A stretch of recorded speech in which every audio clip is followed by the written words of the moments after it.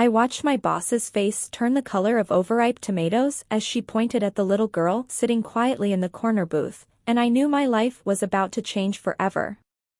"You fed her again, didn't you?" Margaret's voice was low, venomous.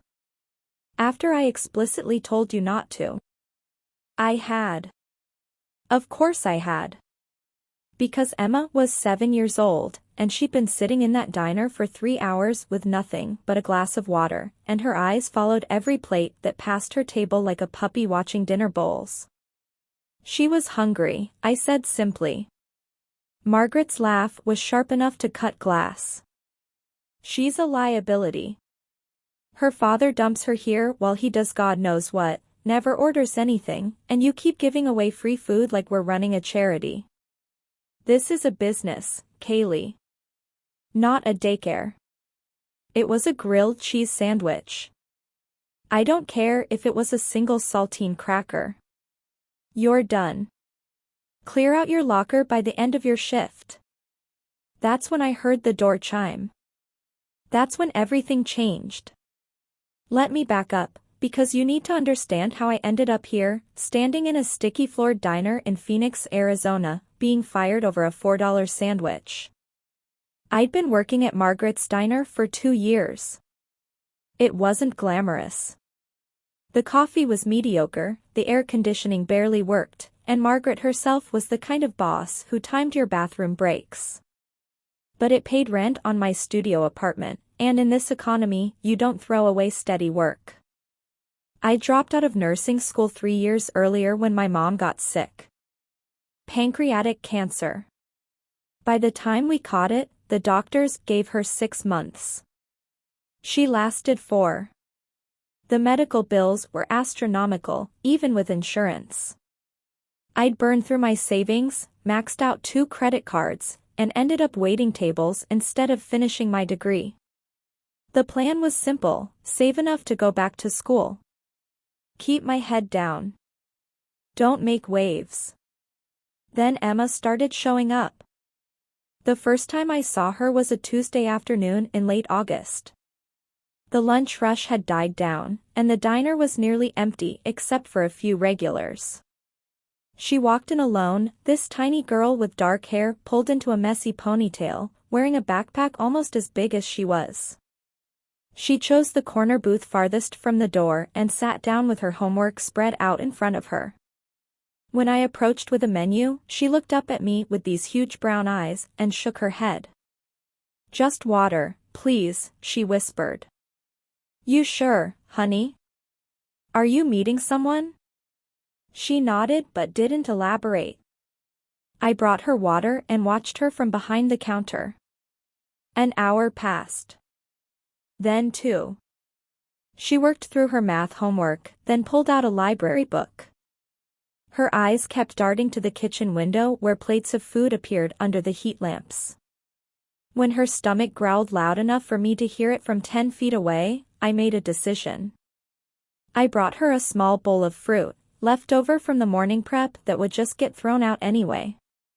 "On the house," I said quietly. She looked at me like I'd handed her gold bars. "Thank you," she breathed. That's how it started. If you've ever done something small that felt right in the moment, even though you knew it might cause problems later, drop a comment below. Tell me I'm not alone in this. Because what came next? I never saw it coming. Emma came back the next day. And the next. Always alone, always at the same corner booth, always ordering just water. On the 4th day, I asked her name. "Emma," she said softly. "Where are your parents, Emma?" "My dad works nearby. He picks me up when he's done." "What about your mom?" Her face closed like a door. "It's just me and Dad." I didn't push. Kids carry enough weight without adults adding to it. But I started noticing things. Her clothes were clean but worn thin. Her backpack had a broken zipper held together with a safety pin. She did her homework with pencils sharpened down to nubs. And she was always, always hungry. So I kept feeding her. Small things, a bowl of soup, half a sandwich, French fries I claimed were a mistake order. I was careful. I rang it up under a staff meal, or waste, so the register balanced. Margaret was a hawk about inventory, and I wasn't stupid. Except I underestimated how much Margaret watched everything. 3 weeks into Emma's daily visits, Margaret cornered me during the shift change. The girl in the corner booth. You've been feeding her. My stomach dropped. Sometimes. Just scraps that would get thrown out anyway. Nothing gets thrown out for free, Kailey. Everything has a cost, the food, the utilities to cook it, the seat she's taking up. If her father can't afford to feed her, he shouldn't be leaving her here. She's a child, Margaret. She's not bothering anyone. She's a liability. If something happens to her while she's on my property, who do you think gets sued? If she gets sick from food you gave her without charging, who's responsible? Margaret's eyes were cold. This is a business. Not a charity. Stop feeding her, or you're done. I should have listened. I should have found another way to help. But when Emma came in the next day with shadows under her eyes and that same hopeful look, I couldn't stop myself. I brought her a grilled cheese sandwich and tomato soup. Here's what I knew about Emma's father, practically nothing. He picked her up every evening around 6:30, always in a hurry. He wore work clothes, jeans, boots, a company shirt with a logo I never got close enough to read. He had the kind of tired that goes bone deep, the kind you get from physical labor in the Arizona heat. He never came inside. He'd pull up in an old pickup truck, and Emma would gather her things and run out. Through the window, I'd see him ruffle her hair, say something that made her smile, then drive off. I assumed he was construction or landscaping. Something that paid by the hour and kept him too busy to figure out childcare. Phoenix was full of men like that, working 2 jobs to keep their kids fed, one crisis away from falling apart.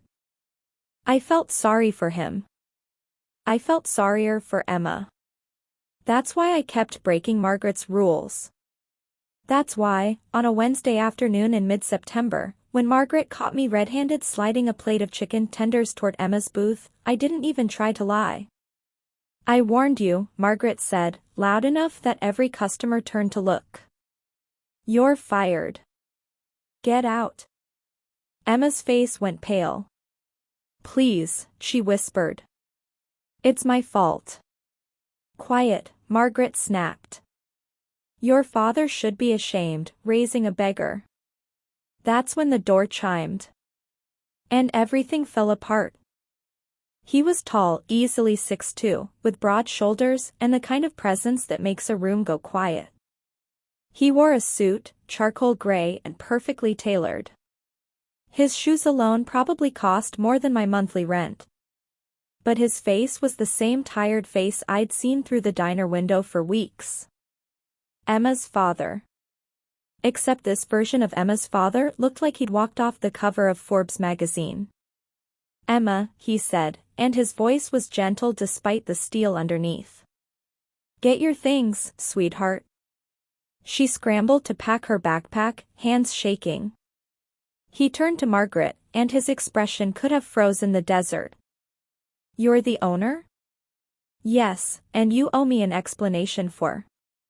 For what? For my daughter sitting quietly and doing her homework while I work? For existing in your establishment? Margaret faltered. She's been here every day for weeks, taking up space without. Without what? Ordering? He pulled out his wallet and extracted a black credit card. Ring up every hour she's been here. Charge me rent for the booth. Add 20%. Margaret's hand trembled as she took the card. Her eyes had gone very wide. Actually, he continued, his voice dropping lower, let's talk about what I heard when I walked through that door. Something about my daughter being a beggar? About me being ashamed? The diner was silent. You could hear the kitchen fan wheezing. We're right at the heart of this story, and I promise you, what happened next changed everything for me. If this is hitting you the way it hit me, hit that like button. Let me know you're still with me. Because the look on Margaret's face when she realized what she'd done? I'll never forget it. I'm James Holloway, Emma's father said, and the name meant nothing to me. But it clearly meant something to Margaret. The blood drained from her face. Holloway, she repeated faintly. As in Holloway Development? Among other things. I'd lived in Phoenix long enough to recognize the name once I heard it. Holloway Development owned half the commercial real estate in the valley. Shopping centers. Office buildings. The new stadium downtown. If you'd seen a construction project with cranes against the sky in the last 5 years, Holloway's name was probably on it. James Holloway turned to me. You're the one who's been feeding my daughter. I nodded, not trusting my voice. Thank you, he said simply. Emma told me. I should have said something sooner, but she asked me not to. She was worried you'd get in trouble. His expression hardened. Looks like she was right to worry. Mr. Holloway, Margaret started, her voice climbing with panic, I'm sure we can work this out. This building, he said, cutting her off. Who owns it? I lease it from Holloway Property Management. I know. I own the whole block. He smiled, but there was no warmth in it. Let's discuss your lease renewal. It's coming up in 3 months, isn't it? Margaret went gray. James Holloway pulled out his phone and made a call, right there in the middle of the diner. Susan? It's James. I need the lease file for the property at 4500 East Camelback. The diner. Yes, that one. He listened for a moment. Perfect. Draft a non-renewal notice. I want it delivered tomorrow. Please, Margaret said, and I'd never heard her beg before. Please, Mr. Holloway, this is my business. My livelihood. Then you should have thought about that before you humiliated a child in public. Before you fired an employee for basic human decency. He turned back to me. Kailey, is it? What's your full name? Kailey Morrison. Well, Kailey Morrison, you're not fired. In fact, I'd like to offer you a different position. My assistant recently quit, her husband got transferred to Seattle, and I need someone who can handle logistics, scheduling, and occasional childcare when Emma's school schedule conflicts with mine. The pay is $65,000 a year plus benefits and tuition assistance if you want to finish your degree. I stared at him. What? Emma speaks very highly of you. She says you're kind and you don't treat her like she's invisible. In my experience, that's worth more than any resume. He checked his watch. Think about it. Here's my card. Call me by Friday if you're interested. Just like that, he took Emma's hand and walked out. The diner stayed silent for a full 30 seconds after the door closed. Then Margaret turned to me, and her face was a mask of fury and desperation. You set this up. You knew who he was. I had no idea, I said honestly. You manipulated that little girl to get to her father. I fed a hungry child. That's all I did.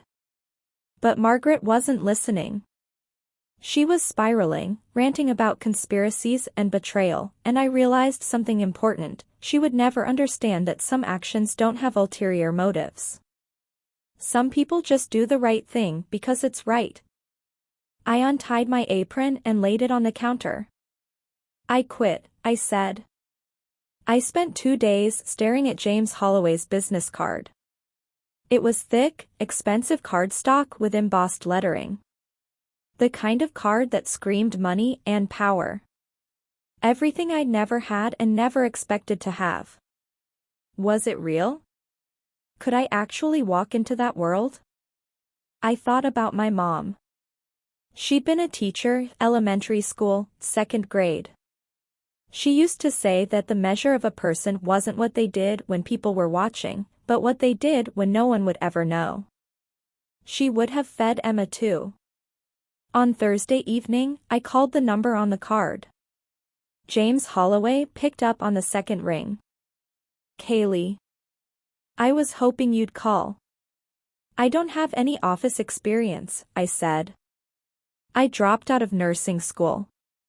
I've been waiting tables for 2 years. Why would you hire me? Because Emma trusts you. And Emma's trust is not easily earned. He paused.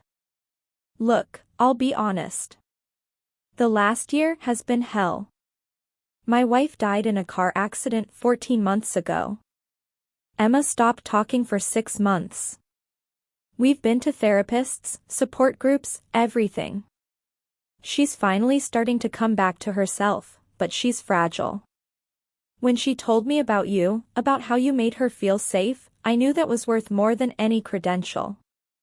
My throat tightened. I'm so sorry. Thank you. So, are you interested? Fair warning, the job is demanding. I work long hours. Sometimes Emma needs to come to the office or to job sites. You'd be part assistant, part project manager, part backup guardian. It's chaotic. I'm interested, I said. Good. Start Monday? The Holloway development offices occupied the top 3 floors of a glass tower in downtown Phoenix. The lobby had marble floors and abstract art that probably cost more than my car. I felt like an imposter. But James Holloway met me at reception personally and walked me through the space like it was no big deal. He introduced me to the team, architects, project managers, finance people, and every single one of them was professional and welcoming. Emma's school gets out at 3, he explained as we reached his office suite. She takes the bus to this building and does homework in the conference room until I'm done for the day. Usually around 6. Your job is to keep my calendar organized, handle correspondence, coordinate meetings, and make sure Emma has what she needs. Sometimes that's help with math homework.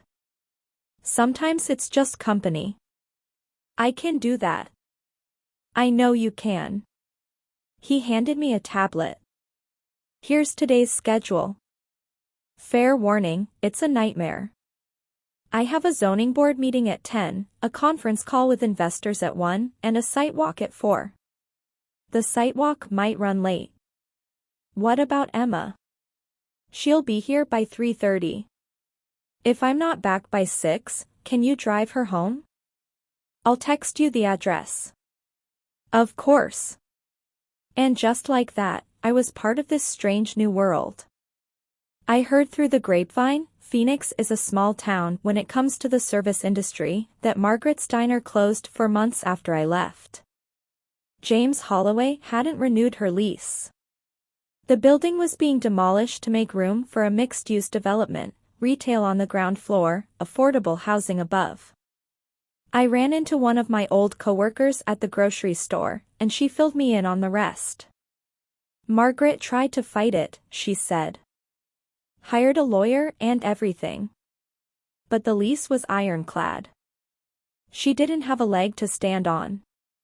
Last I heard, she's managing a fast food place out in Mesa. I should have felt triumphant. I should have felt vindicated. Instead, I just felt tired. How's everyone else? I asked. Did people find new jobs? Most of us. Yeah, Actually, a bunch of folks got hired at the new restaurant that's opening in the Holloway building.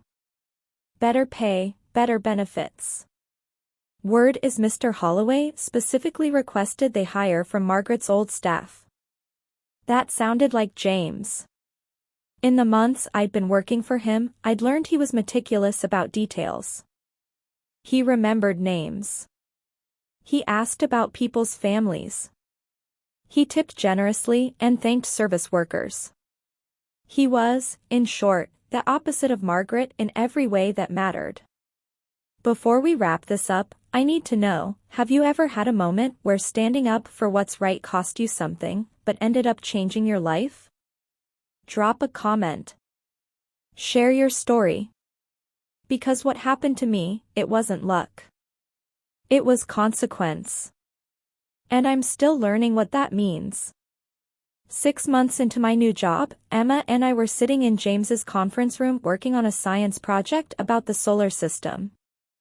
Kailey, she said quietly. Yeah, Sweetheart? Thank you. For the sandwiches. And for being nice to me when I was invisible. My chest tightened. You were never invisible to me. I felt invisible. After Mom died, it was like I disappeared. Dad was so sad, and I didn't want to make it worse, so I tried to be quiet and good and not cause problems. But then I'd be so hungry, and I didn't want to ask Dad for money because he was already working so hard. Emma. I know now that he would have given me anything. He told me. But back then, I didn't know how to ask. She looked up at me with those enormous brown eyes. You didn't make me ask. You just saw that I needed something and you helped. I hugged her, careful and gentle, because even now she sometimes flinched from sudden movements. You're not invisible, I whispered. You're extraordinary. And you never have to shrink yourself to make space for other people's comfort. Okay? Okay. 1 year after Margaret fired me, I enrolled in online classes to finish my nursing degree. James had been encouraging me for months. You're wasting your talent, he'd say. You're good at this job, but you'd be brilliant at nursing. Go back to school. We'll work around your schedule. The tuition assistance in my benefits package covered most of it. I took night classes and studied during Emma's homework time. It was exhausting, but it felt right, like I was finally walking the path I was meant to be on all along. Emma helped me study. She'd quiz me on anatomy terms and laugh when I mixed up the bones in the hand. James would bring us both coffee and tell terrible medical jokes he found on the internet. It felt like family. Not the family I'd lost when my mom died, but something new. Something built on choice rather than obligation. People ask me sometimes if I regret that day in the diner. If I wish I'd kept my head down and my job. The answer is always no. Here's what I learned: kindness is never wasted. It might not pay off the way you expect. It might cost you in the short term. But it plants seeds that grow in unexpected directions. I didn't feed Emma because I thought her father was rich. I didn't know who James Holloway was. I fed her because she was hungry, and I had the power to help, and it was the right thing to do. Margaret saw the world as a zero-sum game. Every sandwich I gave away was profit lost. Every moment of kindness was weakness exploited. She couldn't understand that sometimes the math works differently, that generosity creates value rather than depleting it. She lost everything because she couldn't see past the transaction. I gained everything because I could. I graduated with my nursing degree last month. James and Emma threw me a party in the office conference room with a cake shaped like a stethoscope and a banner that said, "Dr. Morrison, even though I'm not a doctor." I start my new job at Phoenix Children's Hospital next week. Pediatric oncology. It's going to be hard, probably the hardest thing I've ever done, but it feels right. I'm staying on with Holloway Development part-time. Emma's 12 now, old enough that she doesn't need constant supervision, but she still likes having me around. James jokes that I'm the only person who can manage both his calendar and his daughter's emotions with equal skill. Last week, Emma asked if she could call me her bonus mom. I cried for an hour. I drove past the old diner location last week.